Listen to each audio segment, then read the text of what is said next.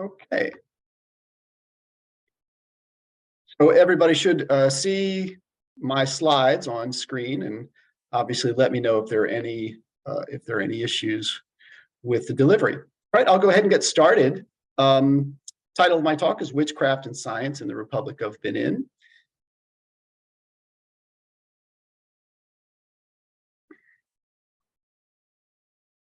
Sorry, my slides were not advancing. So here's just basically what I'll talk about today. I'll discuss a little bit the meaning of what we call witchcraft and sorcery, and both of those terms really should be understood as being in quotes because they refer to particular categories and ideas that are not necessarily consistent with those used on the ground in the Republic of Benin. I'll talk a little bit about the Vodu religion, which is related to what we call voodoo, because there are some connections, although it is not to be considered equivalent to witchcraft. One of the main points that I want to make is to talk about the overlapping categories, what we understand by magic and science, and how in Benin those two categories are in the process of converging. And I'll also talk a little bit about the kind of meanings and the symbolic associations that people have with these ideas of witchcraft and magic that have to do with morality and hopefully with a slightly more positive potential of pride, of local pride in African ideas and African knowledge. This research really began over the years. I've been doing work in the Republic of Benin for a long time, and I started encountering people having conversations and telling me about witchcraft, again, in quotes, that they were saying that witchcraft was much more public, that people were talking about it quite openly, even on TV and radio. There were lots of quite public conversations. And one of the things that people started to say was that, well, maybe witchcraft wasn't only this negative evil force, but that it was possibly something that people could use intentionally for good. I even encountered people who admitted to being witches. Some of them confessed in quite public venues. I witnessed one confession that took place on the radio. I was at the radio station when it happened, and so I saw these supposed witches interviewed, and then that was broadcast on the radio. And then the other thing is that people kept telling me, oh, well, witchcraft, this is our version of science. This is our African science. They also talked about other things, technology, as white people's witchcraft. So this was sort of the foundation that I was starting to pick up on some of these ideas. And this is what inspired my project in Benin. And if you don't know where Benin is or what it is, this is the country situated in between Nigeria to the east and Togo to the west. Here's a slightly larger map zooming in. It's a small country. There are about, I guess there's probably over 10 million inhabitants now, but there's over 40 ethnicities and languages. It was a French colony, so French is still the dominant language for education and government and business. And the people that I worked with were largely around the town of Abomey. You can see Abomey in the south, but not on the coast. And the ethnic group is called Fon, and they speak a language called Fon or Fongbe. Okay. So my research, I'm an anthropologist, I'm an ethnographer. And ethnographic research means that I go to Benin, I spend a long time talking to people, hanging out with them. I use both French and Fon languages in my work. I have encountered people from lots of different backgrounds. I try to get a broad range of social categories and demographic features. So both rural and urban individuals as best I can. This is the kind of research that I do is what we call qualitative research, meaning that I do interviews and what we call participant observation. This is me doing an interview with a group of mechanics. And this is me doing what I call participant observation. I'm dancing at a religious ceremony. So let me start by talking about the categories of occult powers in Benin. Again, occult is one of those words that comes from our own Western traditions, but I use it here because it is commonly used in the literature. And the first kind of occult power that I will talk about is called Azé, and I translate that again loosely as witchcraft, and it does correspond fairly well with what we think of as witchcraft. It's associated with evil forces, particularly with jealousy. It's an invisible force, and it's thought to reside within an individual. And so people don't necessarily consciously control their witchcraft, but in some ways, and this is what I'll talk about more, there are some hints that that witchcraft, or azé, is changing and that it's becoming perhaps more voluntary. Now, the second kind of power is called bo, and I translate that as sorcery. And the difference between witchcraft and sorcery, typically in the anthropological literature, is that witchcraft is an invisible psychic force, whereas sorcery is more of a tangible force, right? So we think of charms that people wear, recipes. A lot of people think of bo as a kind of medicine. And so these are physical objects that people consciously use for their own kind of magical purposes. So I do want to talk about Vodu religion briefly. The fall word Vodu literally means a deity or a spirit. But as I said, we should not equate that with witchcraft or the occult. Basically, Vodu is a religion that involves spirits or ancestors, and people venerate those spirits or ancestors by making offerings, food and drink, or sacrificial animals. And they conduct possession ceremonies. So those people who are initiated into a troop that's associated with a particular spirit, they can be possessed by that spirit, and then they dance for an audience. And the other central thing about Vodu religion is that it involves a divination practice that we call Fa. Fa divination is a particular style that's widespread throughout West Africa. And it's, well, I'll talk a little bit more about that. So there are lots of shrines that dot the countryside. This is a shrine to the spirit known as Legba. Legba is a spirit that, if you know anything about the Caribbean religions of Haitian Vodu or even Cuban Santeria, you might have heard of Legba or Elegua. So this is the source of those New World versions. This is another shrine to a spirit known as Tron. This is a possession ceremony, and so those individuals dancing there, those are possessed by the spirit. This spirit is known as Sakbata, is the spirit of the earth. This is a display of food and goats to be offered to the ancestors at an annual ancestral ceremony.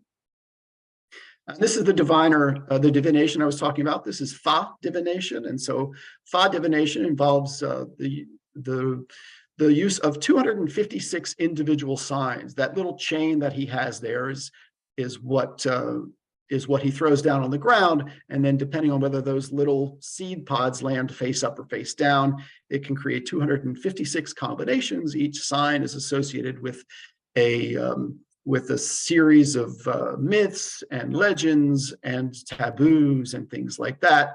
And people read these much like you would read your horoscope or something like that. So the interesting thing about divination is that many people think of divination as a kind of a natural force, that this is something that exists. It's a kind of knowledge, much in the way that we think about scientific knowledge, that divination is how we understand things about the world, just like science is a way that we think about the world and what's real and how things work. Let me talk a little bit more specifically about Bo. As I said, Bo are objects, charms, or incantations. They can be used for good or bad purposes. So people might think of them as either weapons or as protective charms. So people might wear a charm around their neck or around their waist. They might bury something in the ground of their home as a protection against burglary or to protect the health of the family or things like that. But Bo can also be used to attack somebody, a rival or an adversary of some form. And the way people make Bo is by buying these ingredients that you can find in the market. And these are animal skins and bones and roots and leaves and things like that that you acquire in the market. And then you put it together, perhaps with an animal sacrifice. And then you might bind it up together and sew it into a pouch. This is a friend of mine who's feeding a Bo, and I say feeding a Bo because he goes to the butcher and he purchases cow's blood to help empower that Bo. And this is a Bo that he keeps in his home to protect his family. This is a Bo that is both protective and aggressive. This object is it's basically in a horn, and there's various materials, substances put in that horn. And this is the kind of thing that is a shield against this gentleman. And if somebody attacks him using mystical means, then it rebounds against the attacker, and then it hurts the attacker. So one of the interesting things, though, is that the way you make a new spirit, a new shrine, is by the collection of materials similar to what you would use to make a Bo. And then these would be buried in the ground, and then a shrine would be constructed on top of that. So in some ways, the construction of a new Vodu spirit is also very much a kind of conscious act. People make their gods in some ways. Azé, let me talk a little bit more about Azé. Azé is largely considered to arise from jealousy among friends and family, especially among family members. Some people say that witches are most dangerous to those who are their relatives. So if there's inequality or if there's some kind of a dispute, a family dispute over property, people say that that might lead to witchcraft attacks. Now, as I said, it's a psychic power. It's often thought that witches can transform into birds, especially owls. And people say that women are more likely to be witches than men, and that witchcraft is even a power that arises through feminine sexuality. There are associations with the vagina and sexual powers of women. As I've mentioned, as I hinted, I guess, typically we think of witchcraft as negative, as evil, but more and more people have started to acknowledge that there are potentially some benevolent uses. And so that suggests that it is becoming more, it's believed to be a little bit more voluntary and intentional. But it's believed to be a force of nature, that it exists out there, and it's a question of harnessing that force. In that sense, it overlaps somewhat with Bo, because people think about using Azé in much the same way that they might use a Bo, right? If it is intentional and voluntary, then it seems a lot like Bo. And in fact, in the market, they also sell what they call the Azéka, which means the Azé calabash. And so some people say that these are the things that witches will carry bundled up in their clothing, and that it houses the ingredients of their witchcraft power. And to me, that sounds a lot like Bo. And so a lot of people in my interviews sort of acknowledged after some pushing that, oh, well, maybe there's some overlap, right? At the same time, as I've sort of hinted, Azé is very much considered a kind of scientific power. People talk about Azé as these vibrations or waves of electricity that can emanate from the person, that can travel across the world, or that can travel invisibly to hit their mark. They believe that Azé is a kind of a power that exists, because it exists in nature, the knowledge of Azé is all about harnessing nature's forces. So it can be used just like Bo in both positive and negative ways, right? It can be seen as something that people do to attack their rivals, and yet it is also the very same force that is used to protect against the malevolent variety of Azé. And so increasingly people talk about it as a kind of knowledge. And they want to institutionalize this knowledge to make it more formal. People have even told me that they're interested in having schools of Azé, and that many diviners and traditional healers conduct sort of independent research into the properties of nature in order to better control Azé. So in that way, both Azé and Bo become a kind of technology, right? The way that we think of all of our technologies is not that dissimilar. So that brings me to white people's witchcraft, which I mentioned earlier. The word for white people is Yovo. And so people talk about white people's witchcraft as Yovo Azé. By this, they mean two basic categories of things, one of which is esoteric traditions that come from other parts of the world, often seen to be Europe, North America, but is also India. And so these kinds of esoteric societies like Freemasons or Rosicrucians are considered a variety, sort of a variety of witchcraft that comes from the land of white people. Second variety is the kinds of technologies that we're familiar with, very highly sophisticated kinds of technologies, airplanes and the internet and things like that, as well as cell phones. And so people would often say that's white people's witchcraft. I once went to the bank, to the ATM machine with a friend of mine in Benin, and he said, oh, that's a perfect example of white people's witchcraft. When I asked people a question like, well, what is white people's witchcraft? They would often point to a cell phone that was sitting between us, or my audio recorder that I was using to record the interview. And they would say, that's white people's witchcraft right there.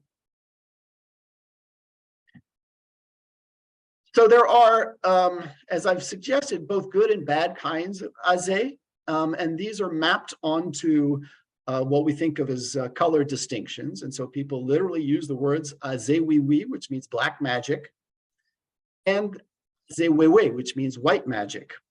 And they are perfectly consistent with most of our understandings of black and white magic, right? The good kind and the bad kind. And in a way, people acknowledge that the existence of both good and bad Azé are quite predictable and quite logical, because the world is composed of good and bad forces, good and bad people, good and bad intentions. And so for a lot of people, they even say you can't have good without also having bad. In other words, good would have no kind of meaning without the contrast, without having the kind of bringing it into relief through the knowledge of the bad. And so when bad things happen or people do bad things, for a lot of Beninois people, it's quite understandable. It suggests that, there is this balance of good and evil. But it also means that anybody who happens to possess Azé, we don't know if that person is going to use it for good or to use it for bad. Because people acknowledge, much in the way that we talk about superheroes and the dangers and responsibilities of these incredible powers, people acknowledge that the power of Azé can corrupt someone, and even a good person can eventually be persuaded or seduced into using Azé for evil purposes, for selfish purposes. This person here depicted on a mural is a healer, and he's a good example of this kind of ambiguity or ambivalence, right? It says in French there that he's a healer and an exorcist. And interestingly, above each shoulder, he has an owl. He's got two different kinds of owls. There's the kind of owl that just has no ears, and then there's the kind that has these little tufted ears. So it's interesting to think about this person. Is he depicting those owls as a sign that says he can combat and overcome the evils of witchcraft? Or is he saying that he is himself imbued with the power of witchcraft and that that's his source of protection? And I think that probably it's an intentionally ambiguous kind of message that he's sending, because he himself admitted to me that he possesses Azé. And he, of course, says that he possesses the good kind of Azé. And here he is in the midst of a ritual healing process. He himself said that he traveled to parts of Asia and China, India and China, and that he brought back with him Eastern healing rituals that are used to protect people. And one of these involves the use of a live snake. And so he's using this ritual, and the guy on the left is a little bit uncomfortable because this was certainly news to him that people would use snakes in a healing ritual. But he says that the healer says that this is one of the positive kinds of witchcraft that he learned in Asia, and he's come back to Benin to rid the country of evil witchcraft. And here is also another image of that ceremony a little bit later that evening. I assume he ignited some gunpowder or something like that to make this fireball. So these ideas of different kinds of azé, they also reflect a kind of belief in morality, differential morality between what people call Yovos and Black people, Africans. And so a lot of people say that Africans are more inclined to use black magic, whereas whites are more inclined to use the benevolent kind. And so here's just a few quotes. One person said, "It's the African who has this idea to kill his or her neighbor. Whites are researchers who democratize their discoveries. Whites are more positive witches who liberate humanity." But here in Africa, especially in Benin, they have destructive power. They haven't seen the good side, whereas the white person, when he conducts his research, it brings development to the world. So one reading of this is that this is a kind of internalized racism, that Africans have adopted the kind of colonialist mentality that portrayed Africans as backward, negative, evil, superstitious, and so forth. There is another side of that. There's a kind of parallel critique of some of these ideas, and here's one of them. And it's a long quote, so I'll go ahead and read it for you. This is an artist in the town of Cotonou, and he writes, he says, "As for us, what's a shame is that we never knew that it's a power that could benefit the population. We never knew that it's a force we could use in the interest of development, right? We always treated these people who use the occult as evil. We always treated them as bad because the religion, Christianity, established itself and took the upper hand, you see? Because they have to destroy traditional religious belief. They have to create a negative impression of it. As for me, I have a more negative opinion of Christianity than everything." So here's a little bit more of an explicit rejection of the West, a rejection of the colonial, and an acknowledgement that there is a kind of indigenous power that has perhaps gone somewhat unacknowledged. So I would argue that this is a kind of a post-colonial pride, right? That there is a kind of pride in indigenous African knowledge, and people spoke specifically about Azé as a particularly African kind of knowledge, an African kind of power. People even told me that Aze could be used to cure AIDS. It can be used to teleport around the world, to bring rain for the crops, or to produce gold or other kinds of riches out of nothing.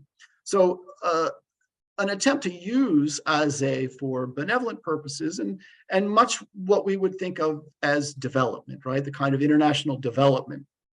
Whereas many of the development efforts of European and North American agencies have largely failed.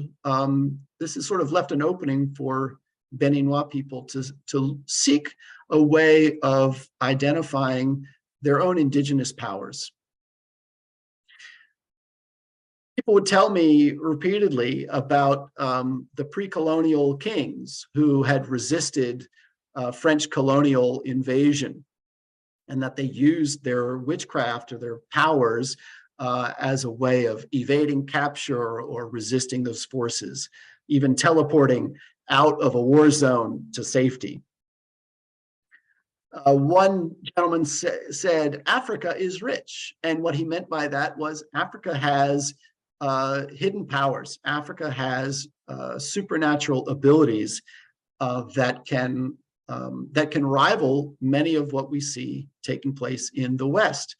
Again, I talked about cures for illnesses, and people would often say that Western doctors are unable to treat certain ailments in Africa because these ailments have supernatural origin.